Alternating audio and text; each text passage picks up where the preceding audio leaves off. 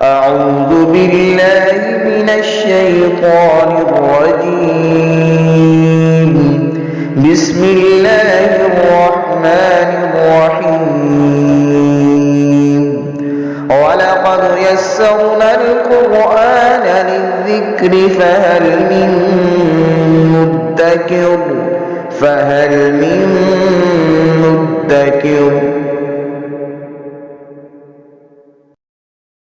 بسم اللہ الرحمن الرحیم. سورہ نساء کی 91 نمبر آیہ مقدسہ ہے. اعوذ باللہ من الشیطان الرجیم. بسم اللہ الرحمن الرحیم. ستجدون آخرین یریدون ان یأمنوکم ویأمنوا قومہم کلما ردوا الی الفتنۃ ارکسوا فیہا. اسلام امن، محبت اور آشتی کا دین ہے، اور اسلام بہرحال یہ چاہتا ہے کہ معاشرے میں کسی طرح کی انارکی نہ ہو، بد امنی نہ ہو، لڑائی جھگڑا نہ ہو، دنگا و فساد، خون ریزی نہ ہو، اور حت الوسع اس سے بچنے کی تلقین فرمائی گئی ہے. اب دیکھتے ہیں کہ نبی رحمت صلی اللہ علیہ وآلہ وسلم کی مکی زندگی کتنی تکالیف سے بھرپور زندگی ہے، مشکلات، پریشانیاں ہیں، لیکن حوصلے اور صبر کی تلقین کی گئی ہے. حضور ہجرت فرماتے ہیں، مکہ کو چھوڑتے ہیں اور مدینہ کو اپنا مسکن بنا لیتے ہیں تاکہ یہاں لوگوں کی رہنمائی ہو سکے، انہیں کفر و شرک سے اجتناب کی تلقین کی جائے، انہیں اللہ وحدہ لا شریک کی طرف جھکنے والا بنایا جائے، اور معاشرے کو پرامن اور پرسکون معاشرہ بنانے کے لیے کام کیا جائے. لیکن جب حضور مدینہ طیبہ آتے ہیں تو یہاں بھی مسائل ہیں، یہودی ہیں، منافقین ہیں. تو جب ان کی ریشہ دوانیاں بڑھتی جا رہی ہیں اور مسائل بڑھتے جا رہے ہیں تو پھر جہاد کا حکم دیا گیا کہ کچھ شیطان ایسے بھی ہیں انسانی روپ کے اندر کہ جن کا علاج زبان نہیں ہے، جو میٹھی بات نہیں سمجھتے، جو پیار کی بات نہیں سمجھتے، ان کو پھر سمجھانے کے لیے دوسرا طریقہ کار اختیار کرنا پڑتا ہے. اسی وجہ سے سزاؤں کا سلسلہ جو ہے وہ بتایا جاتا ہے، اور مختلف طرح کی حدود اور تعزیرات نافذ کی جاتی ہیں تاکہ مجرم طبیعت لوگ، مجرم فکر لوگ، ان کو روکا جا سکے اور ان کو درست راہ پر رکھا جائے. منافقین کا طرز عمل ہم نے یہاں پر پڑھا کہ وہ کفار کے ساتھ جا کے مل جاتے ہیں اور مسلمانوں کی اندرونی باتوں کو بھی مسلمانوں کے خلاف استعمال کرنے کی کوشش کرتے ہیں، مسلمانوں کے راز ان کو بتاتے ہیں، اور مرتد ہو کر، یعنی ایک تو زبان سے پہلے ہی وہ زبان کی حالت میں ہی کلمہ پڑھ رہے تھے زبانی، اور دل میں تو تھا نہیں، لیکن اب وہ ان کے ساتھ جا کے مل جاتے ہیں. تو یہاں یہ بتایا گیا ہے کہ اسلام کی تو یہی کوشش ہے کہ امن قائم رہے، لیکن اگر پھر یہ امن کے راہ پر ناگامزن رہیں اور یہ لڑائی کی طرف جائیں تو پھر ان کو پھر معافی نہیں ہے، پھر ان کے لیے پھر دوسرا رستہ ہے، اور وہ جہاد کا رستہ ہے. اسی لیے نبی رحمت صلی اللہ علیہ وآلہ وسلم نے ارشاد فرمایا تھا، الجہاد ماضٍ الی یوم القیامہ. جہاد قیامت تک جاری رہے گا، یہ ختم ہونے والی چیز نہیں ہے. اس کی وجہ یہ ہے کہ جن لوگوں کی طبیعت اور فطرت میں جرم رکھا ہوا ہے، بد امنی رکھی ہوئی ہے، معاشرے کو انارکی کی طرف لے جانے کی ان کی سوچ اور فکر ہے، تو ان کو پھر درست کرنے کے لیے تلوار کا رستہ ہی باقی بچتا ہے، اور وہ رستہ باقی کوئی اور نہیں بچتا. یہاں انہی منافقین کے حوالے سے یہ ارشاد فرمایا گیا، ستجدون آخرین یریدون ان یأمنوکم.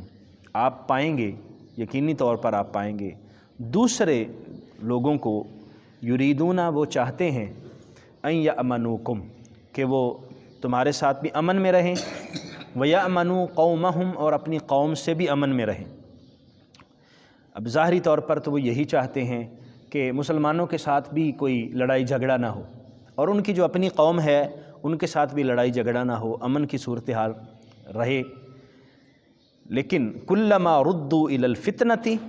جب بھی ان کو فتنہ کی طرف لٹایا جاتا ہے، فتنہ کی دعوت دی جاتی ہے، ارکسوا فیہا، تو اس میں منہ کے بل گر پڑتے ہیں۔ جیسے ہی فتنہ برپا ہوتا ہے، فتنے کی طرف لوگ بلاتے ہیں تو پھر اس طرف بھاگے چلے جاتے ہیں۔ پھر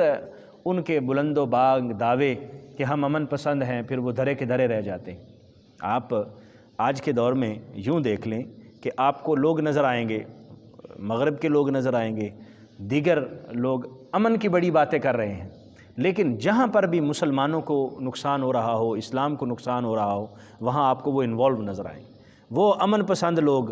امن کے دائی، امن کے بلند و بانگ دعوے کرنے والے آپ کو نظر آئیں گے کہ وہ اسلام کے خلاف کھڑے ہوئے،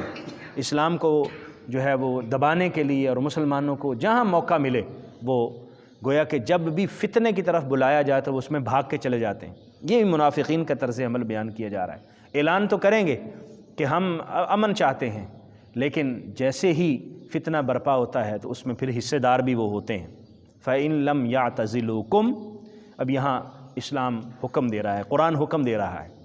فَإِن لَمْ يَعْتَزِلُوكُمْ، اگر وہ تم سے کنارہ کشی نہ کریں، وَيُلْقُوا إِلَيْكُمُ السَّلَامَ، اور تمہیں صلح کا پیغام بھی نہ بھیجیں، وَيَكُفُّوا أَيْدِيَهُمْ، اور اپنے ہاتھوں کو بھی نہ روکیں۔ یعنی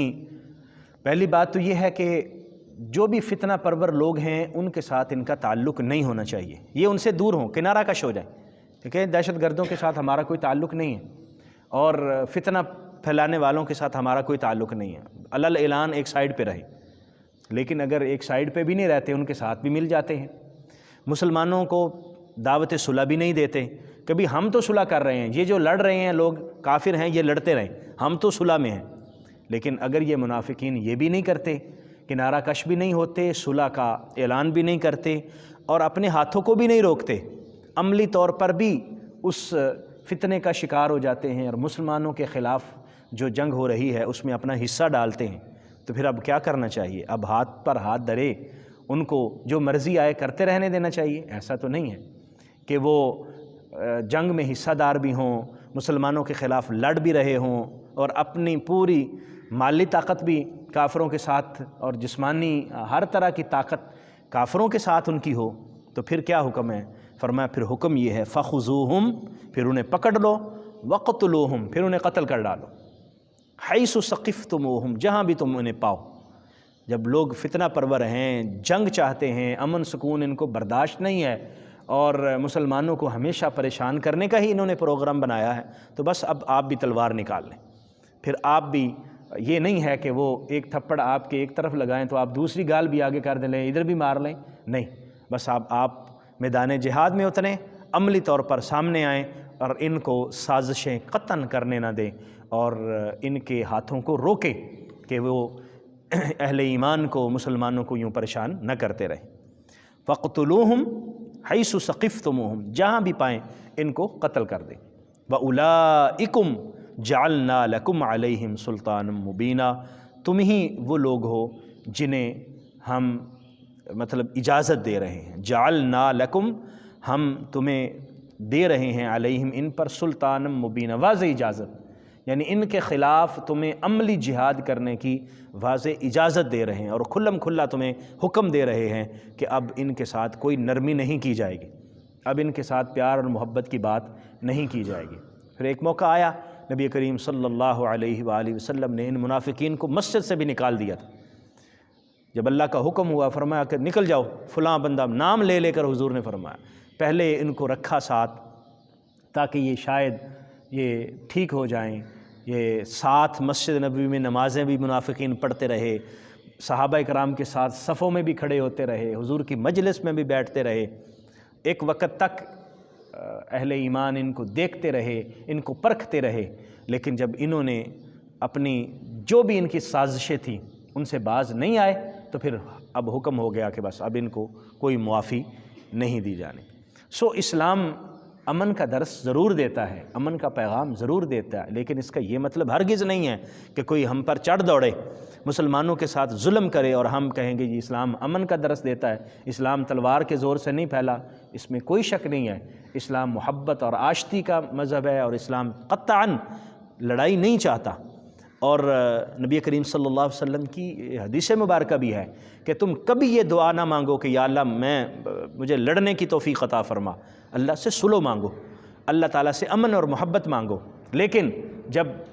لڑائی کے علاوہ کوئی اور چارہ کار نہ رہے تو پھر اللہ سے دعا مانگو یا اللہ مجھے ثابت قدمی عطا فرما، اب مجھے استقامت عطا فرما۔ اس لیے ان آیات مقدسہ میں منافقین کے خلاف اور کفار کے خلاف یہی تلقین کی جا رہی ہے کہ جہاد اہل ایمان کو ہمیشہ اپناتے رہنا چاہیے، اور جب بھی موقع ملے، جب بھی ان کفار کو مسلمانوں کے خلاف پائیں کہ یہ مسلمانوں کے ساتھ ظلم کر رہے ہیں تو ان کو بزور بازو روکیں۔ اس لیے آج کے اس پرفتن دور میں اہل ایمان کو چاہیے، مسلمان حکومتوں کو چاہیے کہ جہاں بھی کشمیر میں، فلسطین میں، جس علاقے میں بھی اہل ایمان پر ظلم ہو رہا ہے، یہ آگے بڑھیں اور ان کے خلاف عملی جہاد کریں تاکہ اہل ایمان اللہ تبارک و تعالیٰ کے ان احکامات کی روشنی میں امن اور سکون حاصل کر سکیں، اور جس ظلم کا وہ شکار ہیں انہیں اس ظلم سے بچایا جا سکے۔ اللہ کریم ہمیں سمجھنے کی توفیق عطا فرمائے، آمین۔ وآخر دعوایا ان الحمد للہ رب العالمین۔